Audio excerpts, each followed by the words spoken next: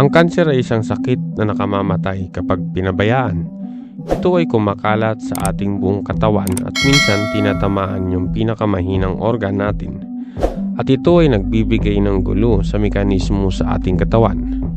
Ito ay nabuo sa katawan ng tao kung saan ang ilang mga selula ay lumalaki ng walang kontrol at kumakalat sa iba't ibang bahagi ng ating katawan.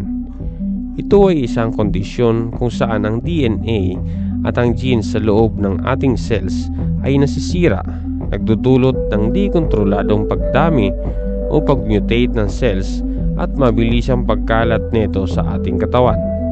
Unlike sa normal cells, ang mga cancer cells ay nagmumultiply ng mas mabilis at maaaring kumalat sa ating katawan, kaya napapansin natin na nagkakaroon ng mga uncontrollable na bukol at mabilis na lumaki. Ang cancer cells ay nagkukonsumo ng mga sustansyang kinakailangan at ginagamit ang mga reserbang asukal sa ating katawan. Sa bidyong ito, pag-uusapan natin ang isa sa pinaka nakakatakot at traidor na sakit, ang cancer.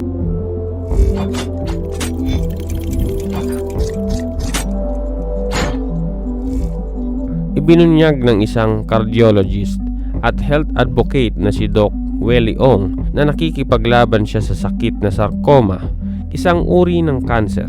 Naging kilala siya sa social media dahil sa kanyang pagbibigay ng mga payong medikal kung papaano makakaiwas iba't ibang uri ng sakit. Saan nga ba ito nakukuha at ano nga ba ang mga kadalasang pinanggagalingan ng sakit na ito? May mga pagsusuri ang nagpapakita na kapag nasobrahan sa mga pagkain ay pwedeng makasama sa ating kalusugan. Hindi lang mga pagkain ang posibleng magdulot ng kanser. Ang mga sumusunod ay ang pinaka napag-aralan na kilala o pinaghihinala ang mga kadahilanan sa pagkakaroon ng sakit na kanser.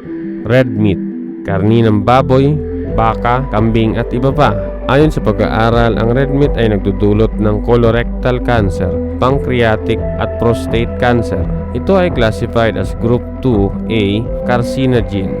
Ang red meat ay maaaring maikonsidera na carcinogenic sa ilang mga ebidensya.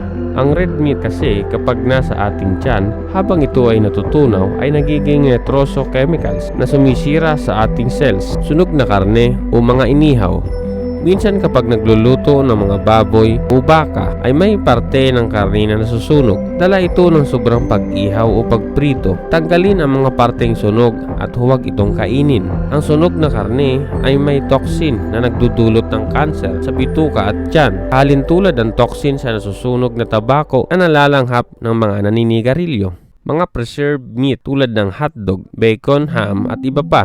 Ang hotdog ay isa sa kilalang pagkain lalo na sa ating mga Pilipino, lalo na't madali itong lutuin. Ngunit alam nyo ba, ang hotdog ay nagkakaroon ng cancer-causing element kapag ito ay pinipreserve o ginagawa. Ayon sa mga pag-aaral, ang hotdog ay nagbibigay ng risk sa tao upang magkaroon ng stomach at colorectal cancer.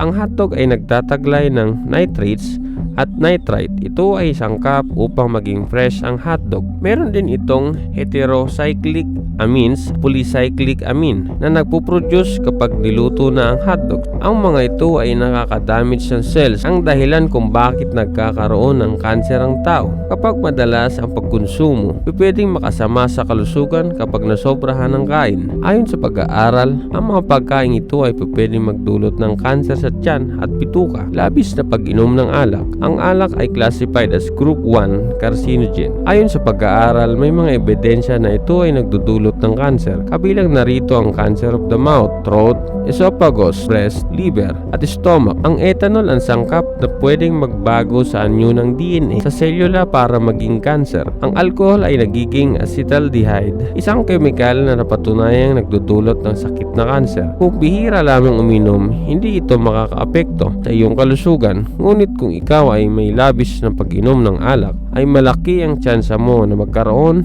ng mga nasabing uri ng sakit. Paninigarilyo. Ang labis na paggamit ng tabako ay pangunahing sanhi ng pagkakaroon ng iba't ibang sakit at pagkamatay na may kaugnayan sa kanser. Dahil ang mga produktong tabako at paninigarilyo ay kinabibilangan ng maraming kemikal na nakakagambala sa DNA. Ang mga gumagamit ng mga produktong tabako o regular na nakalantad sa usok ng tabako ay may mas mataas na panganib sa sakit na kanser. Mga uri ng sakit na kanser na maaaring makuha sa patuloy na paninigarilyo: kanser sa baga, kanser sa tracheal, kanser sa bibig, kanser sa lalamunan, kanser sa pantog, kanser sa bato, kanser sa atay, kanser sa pancreas, kanser sa colon at kanser sa cervix. Radiation. Ang ionizing radiation ay isang uri ng radiation na may sapat na enerhiya upang makapinsala sa DNA ng tao at maging sanhi ng sakit na kanser. Ang radon, X-ray, gamma ray, alpha particle, beta particle at neutron ay mga halimbawa ng high energy radiation na maaaring makapinsala sa DNA at maging sanhi ng kanser. Ang mga uri ng radiation na ito ay maaaring mailabas, makuha sa mga aksidente sa planta ng nuclear power, gayon din sa pagbuo at paggamit ng mga sandatang atomika. Hindi lamang sa Pilipinas kundi sa buong mundo marami ang nagkakaroon ng sakit na kanser. Malaki ang faktor dito ay ang lifestyle